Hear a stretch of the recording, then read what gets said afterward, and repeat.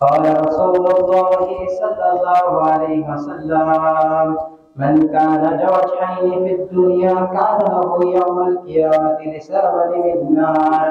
দুনিয়াতে দ্বিমুখী ব্যক্তির কিয়ামতের দিনে আগুনের দুটি জিহ্বা হবে। অর্থাৎ যারা দুনিয়াতে চুগলি করে, যারা দ্বিমুখী ব্যক্তি, তাদের কিয়ামতের দিন আগুনের দুটি জিহ্বা হবে। লা হাওলা ওয়ালা কুওয়াতা ইল্লা বিল্লাহ। তারপরে আরেকটি হাদিস, এই হাদিসটি এসেছে সহিহ মুসলিম 192 নম্বর হাদিসে। قال رسول الله صلى الله عليه وسلم لا يدخل الجنة قتات। কোন চোরখোর কখনো জান্নাতে প্রবেশ করবে না। অর্থাৎ রাসূলুল্লাহ সাল্লাল্লাহু আলাইহি ওয়াসাল্লাম বলেছেন যে কোন চোরখোর ব্যক্তি যারা একজনের কথা আরেকজনের কাছে লাগিয়ে বেড়ায়, এই ধরনের ব্যক্তিরা জান্নাতে প্রবেশ করবে না। তো আল্লাহ রাব্বুল আলামিন আমাদেরকে চুগলি করা থেকে বেঁচে থাকার তৌফিক দান করুক। আমিন।